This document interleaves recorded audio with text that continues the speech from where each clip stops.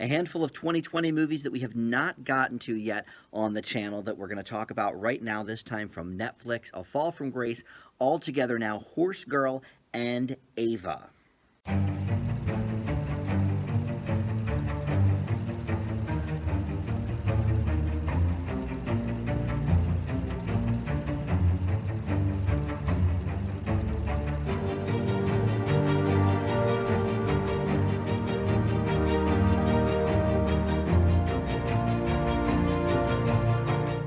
Hey everybody, Dan here, and this is Dan Reviews It. Welcome to another 2020 roundup of movies. We're going to be doing these for the first few weeks of the year, probably till mid-February-ish. Basically, whenever the Oscar nominations come out, I guess I'll have to just make sure I've seen everything that's been nominated at least. But there's a handful of things on Netflix still to get to, so we're going to tackle a few of those right now. I'm not going to watch everything that's come out on Netflix in 2020, but there are a few late year entries I do still want to get to, including Hillbilly Elegy and that one with George Clooney that I forget the name of right now. But so these are going to be ones from a little bit earlier in the year. I just sort of picked ones I thought sounded interesting, maybe had people I liked in them, and what have you. And in fact, one of these isn't even a Netflix original movie, which you may have caught from my intro. So Fall from Grace, that's a Tyler Perry movie, All Together Now, and Horse Girl, these are all Netflix originals. But the movie Ava with Jessica Chastain, that actually did come out in a very limited run in theaters and on DVD in August. But in November, it got added to Netflix and blew up. It was in their top 10 for a few weeks. Way more people saw this on Netflix than any other, format. So I'm sort of throwing it in to my Netflix review as well. All right, so let's start with A Fall from Grace. This is a Tyler Perry movie that came out very early in the year, in January, before the pandemic, before I was doing movie reviews again on my channel, which I didn't start until March. So sort of got lost in the shuffle because of that. But look, I try to see everything Tyler Perry does. Most of it is honestly not that good. But I try to give it the benefit of the doubt. And this one had, a few people I like in it, including Felicia Rashad, playing sort of a minor role. But in this movie, we have Crystal Fox stars as Grace, and her ex-husband had an affair on her, so she is very disillusioned with love. But she meets this new guy who seems absolutely great. And his name is Shannon in the movie. His real name is Mashad Brooks. And I'm not sure if he's a Perry regular or not. I recognize him from things, but I'm not sure if they're Tyler Perry things or not. And of course, Tyler Perry plays himself in a minor role here. Cicely Tyson, a Perry regular, plays as well in a very minor role. The other major role, I would say, is this gal Jasmine, played by Brisha Webb. But anyway, so Grace meets this dude and falls for him. They decide to make it official, get married, even though there's, a decent age difference, probably 25 to 30 years. And, secrets start coming up. He starts getting more and more aggressive and violent. And then she ends up doing something violent to him that puts her in jail. So we actually, that might be a little spoilery, but the very first scene is her in jail, sort of talking to this lawyer played by Jasmine, or named Jasmine, played by Brisha Webb that I mentioned. And, so she's already in jail. We know this, what happened, well, we find out as the story goes along. Tyler Perry plays Jasmine's boss, Rory, the hard-nosed, legal mind that wants her to settle. But Grace is like, I don't really want to settle because here's what really happened, and then takes us through the story. And so we go back and forth between the present and the past with Grace's story. This movie is a hot mess. It is a cluster F, just all over the place. Now, a couple of things, though, about it. I'm actually not going to fail this movie. A couple of things about it that are at least intriguing. Number one, there is actually a pretty decent twist towards the end. And unlike most Tyler Perry movies, the twist is not that somebody gets AIDS or that somebody gets raped. Those are like Tyler Perry staples. I used to go with one of my coworkers, Anisha, and we would go to see all the Tyler Perry movies in the theaters. And after like the fifth one where somebody had AIDS, we were just like, okay, we can't do this anymore. So there's no AIDS in this movie, and nobody gets raped, so that's fine. But it does have a twist that I don't know, maybe you could see coming. I guess I wasn't as invested in the story, so I wasn't even really thinking about it. And so when the twist happened, I was like, oh, all right, that's actually not bad. That's pretty solid. So the twist was okay. Also, this movie is definitely one that has some sort of like love to hate it characters. The lines are so over the top that you could easily see having like fun watching this with a bunch of friends, just sitting around, kind of joking and maybe drinking or whatever. So I think there is some value in this movie. And look, sometimes I could see a good drinking game movie being an F. I can. The Fanatic, or is it the Fan or the Fanatic? The John Travolta movie last year that was, or in 2019 that was directed by Fred Durst. It's horrible. I gave it an F, but I would have fun drinking to that movie. Okay, most Fs though, not so much. Like Cats, I never want to watch Cats again. But this, I actually would not mind watching a second time if it was for laughs, and certainly, the big chug would be when the twist is revealed. So overall, this movie is bad. Don't get me wrong. Don't go into it thinking, oh, here's going to be another cinematic masterpiece from Tyler Perry. No, it's a lot of the same Perry, horrible dialogue, wooden acting, etc. But I think this thing actually does have some qualities that rise it above an F. I leave A Fall from Grace with a D. Not that much higher. I'm not saying it's a masterpiece, but really, it was. Once the twist happened, I was like, all right, I got to give it to this movie. I knew I wasn't failing it once the twist happened. All right, so up next, we're going to talk about All Together Now. And this is, I think, the first movie since Moana, at least that I really know of, with Ollie Cravalho, I think is how you pronounce her name, that voiced Moana in a starring role. This is her as this Amber Appleton girl. She is in high school and has this wide-eyed view of life, even though her home life is horrible. And home is sort of a general term because she actually lives on a bus that her mom drives. Her mom is a school bus driver, so they're living on the bus currently. And the mom is Justine Machado from One Day at a Time. And she's, this girl has big dreams. She loves to sing. Music is a strong way to her heart. And her pride, though, is standing in the way of, being more successful at life because she doesn't want people to know that she's homeless. She doesn't want to take help from people until finally she realizes that she might have no other choice. So she does a lot of good work at this nursing home. Carol Burnett is one of the people there that she sort of takes a liking to, even though Joan, the Carol Burnett character, kind of hates her. But it's sort of like in a loving, kind of back and forth type way.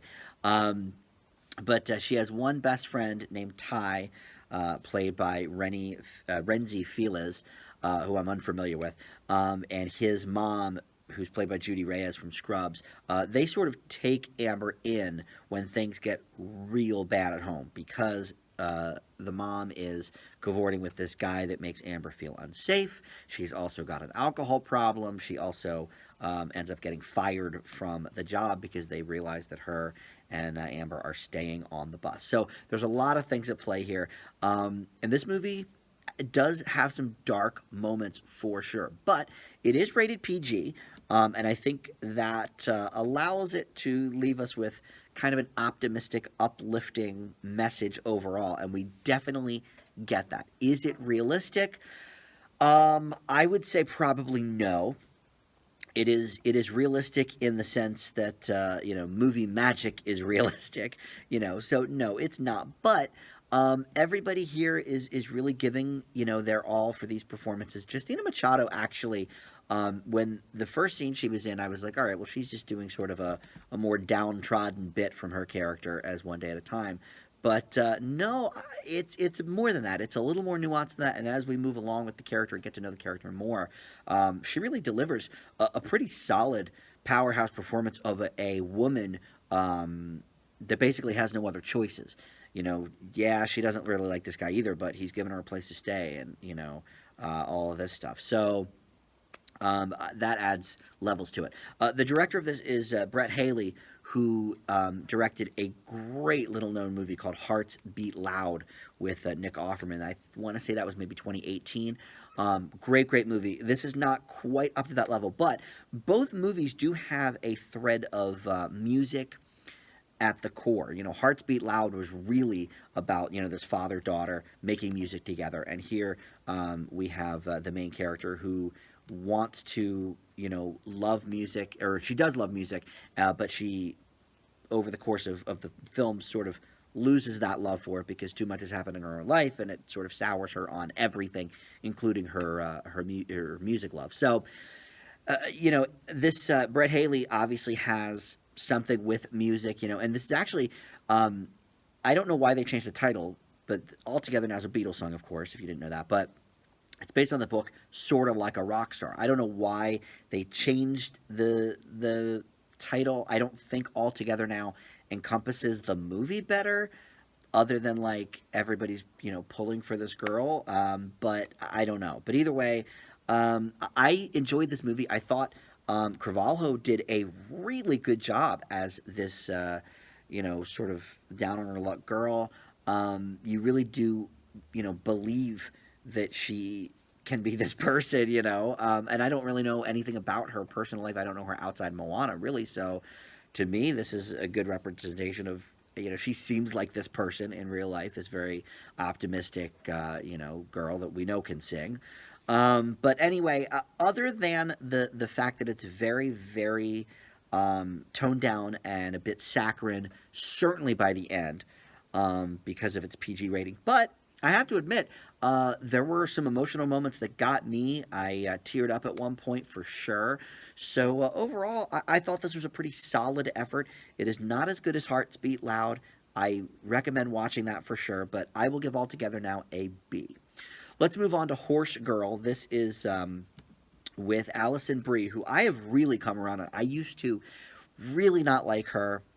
I thought she was one of the weakest parts of Community. Then she started doing all of these movies that just really didn't showcase her talent, which I didn't realize at the time. But movies like How to Be Single, and sort of, more studio-generated, big-budget pictures, I guess you could say. But once she started in Glow on Netflix, I was like, okay, now I see what this girl is about. Now I like this Alison Brie. She is amazing on Glow, and she does a really good job here as well. She is the main character, Sarah, who basically, she is a full-grown woman, but she really has some sort of, Arrested Development type quality. She is socially isolated, for one, but because of that, she really has never experienced life, and so she's got this fondness for arts and crafts. She works at a crafting store. She loves horses. She goes and visits this horse she had as a child frequently with this couple that's just like, that owns the horse. It's like, dude, you gotta like go. That's not your horse anymore. Like whatever. And then she loves these supernatural crime shows. And doesn't have much of a social life. She tries a little bit. She takes these Zumba classes. She tries to go on a birthday get together with her Zumba coach, and she's like, no dice, see you next week in class, kind of thing. And so through the movie, we find that Sarah is having these very lucid dreams, and they start trickling into her waking life and perhaps becoming real. Certainly real to her. And we see other people in this movie, such as Molly Shannon playing her coworker Joan. We also have Debbie Ryan playing her roommate Nikki. And that's all I really recognized from the main cast. But this dream thing starts eating into her everyday life. She starts really going in off the deep end with some of these conspiracy theories. She feels that she may be the reincarnation of her grandmother. Like, all of these things start happening, and it this movie is really kind of a mess in the way it was handled, because first of all, it's listed as partially anyway a thriller, and I think maybe there's a couple of elements you could attribute to that. But this is more of a drama about mental health and mental illness. However, the movie never takes a stance on whether or not Sarah is actually mentally ill. Like, my guess would be schizophrenia. But the movie never makes it clear whether or not this is actually happening to her, her dreams actually are becoming reality, or if it's just her reality and, she's got schizophrenia or what have you. And especially after watching a couple of months ago Words on Bathroom Walls, which was an outstanding portrayal of mental illness in this world, especially in young people. I gave that movie an A minus. This falls far short of that because it can't seem to make up its mind. It wants you, the viewer, to decide, okay, is she going through, a mental illness, or are aliens really inhabiting, her life? Is this really happening to her? And I think it is just a disservice to the schizophrenic community and a lot of the mental health, awareness communities, that they didn't pick a side. And I think it's a shame, because Bree's performance is actually just great. She's right on the money. She's probably by far the standout. I mean, Debbie Ryan as the roommate's okay. Molly Shannon, that could have been played by anybody, the Joan character, and it's very, I don't know, very Molly Shannon-y. That she didn't really bring anything to that role.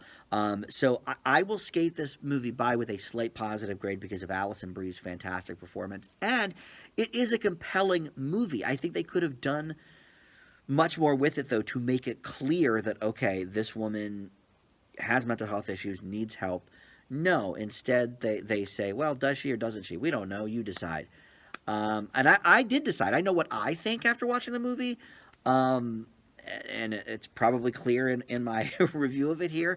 But, yeah, is it worth a watch? Probably. But if you only have time for one of them, I would strongly much more recommend Words on Bathroom Walls from just a few months ago as well. So I'm going to leave Horse Girl with a C+, just skating by there. So finally we have Ava. And you'll note these are fairly quick reviews. Now that 2020 is over and I'm reviewing things from months and months ago, I know that these videos are not going to get a ton of views, because who really cares this late in the year? But, just to sort of complete the collection of reviewing everything I've seen from the 2020 list, I may as well, at least give each movie 4 or 5 minutes worth of time here. So we're going to talk about Ava lastly. And like I said, this isn't actually a Netflix original movie, but far more people watched it on Netflix in 2020 than anywhere else when it debuted there in November. So Ava is played by Jessica Chastain. This is what drew me into this movie for sure. It had horrible ratings. It's got a 17% right now on Rotten Tomatoes. But look, I love Jessica Chastain. She is one of my favorite actresses working today. I mean, it's like, Chastain, Amy Adams, Charlize Theron, they're all, Emily Blunt. They all can really do pretty much any kind of movie, drama, comedy, action, doesn't matter. So here we have this Ava character. She's a deadly assassin working for this Black Ops organization, and, traveling the globe as one does. A job goes very, very wrong towards the beginning of the movie, and she is then forced to fight for her own survival. And this actually has a pretty solid pedigree of people behind it. So first of all, the director is Tate Taylor, who did The Help. He did Winter's Bone.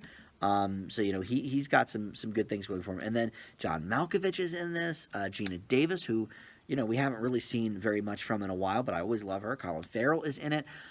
So why is this movie so horrible? Let's talk about that. I think has to be the worst Jessica Chastain movie I've ever seen, and most of it is not her fault. She has yet to really do a hardcore action movie. Like I feel like this was kind of her bid to do like an Atomic Blonde or the Old Guard that Charlize did both of those, or like Emily Blunt did Edge of Tomorrow. I feel like this was Chastain's bid to do that type of movie, and it just didn't work out for several reasons. Her acting is okay. It's far from the best I've seen. I don't think she was as committed to these pages as she could have been, but the words on the pages sucked. So what was she supposed to do? So did she do okay with the material? I guess. John Malkovich hamming it up as always. Colin Farrell can do some ham, can do some not ham roles. This is ham Farrell for sure. Gina Davis was just like wandering through this movie. I don't know what her story was. I love Gina Davis, big fan since the Beetlejuice days, but I don't think she quite knew what she was doing in here. So nobody really has a strong sense of their character, I feel. There's a couple of like okay dramatic scenes. Like Ava has a scene with her mother that's like kind of touching. We're getting a little bit of background here, but it's like it doesn't go anywhere. I would have loved to see more background on some of these characters. And then getting back to the action sequences, not just did I not necessarily believe this Ava character would have the chops to do all of these things to these people, but at the same time, the way it was shot by Taylor, it's like it was so choppy in the editing, and you would like see an arm or a fist in a face, but like you wouldn't know whose fist it was. It was shot so badly, acted not very well. People were hamming it to the extreme. There just was, it's funny, like thinking about the list of in the last maybe 3 or 4 years, women who want to break into some sort of action, maybe franchise, but at least a movie, right? And I mentioned, a handful of people, Charlize Theron, Emily Blunt. But one person that I didn't mention was Blake Lively. Blake Lively tried this about a year ago with a movie called The Rhythm Section. It was bad, got, bad reviews. But I believed her in this movie. I believed that she was, I forget what the story was because I saw it, a full year ago. But I believe that she was the, person that it was happening to. I forget. I think she was like an ex-spy or something. Anyway, it doesn't matter. And I didn't grade that movie highly. I think it was a D plus or something. It was not a good movie for a lot of the similar reasons here. But for some reason, of all the Chastain movies I've seen, I didn't buy this character. And I don't know if it was just that she didn't really, the script was so bad that she didn't really know what to do with the character. I don't know. But I can't give this movie a passing grade. It's unfortunate. I've only given, I think, 4 of these so far for 2020 movies, but I leave Ava with an F. Ashamed to say it. But all right, so that's it. I'm going to have one more roundup of Netflix feature films, and then I'm going to do a round of Netflix documentaries from 2020 as well, because there's a lot of documentaries I have not gotten to this year. I just recently looked at the Rotten Tomatoes Top 100 highest reviewed movies of the year, and there's a lot of documentaries on there. Most of the ones I've seen are on there, but I've only seen a handful, so I need to get to a lot more of those. But Hillbilly Elegy, Mank, I still haven't seen, which probably will be up for a lot of Oscars, so I definitely want to get to that one. So there'll be another Netflix review coming up. I have, what else? There's going to be a Hulu review coming up. I still got to do the Small Axe series. I think some of those might be nominated for things as well come award season. Those are over on Amazon. So a lot of things still to cover in 2020. Believe you me, I'll have probably another 25, 30 movie reviews before this is all said and done. And then I'll start on the 2021 reviews, right? Why not? So thank you for joining me, and we'll see everybody next time. Bye.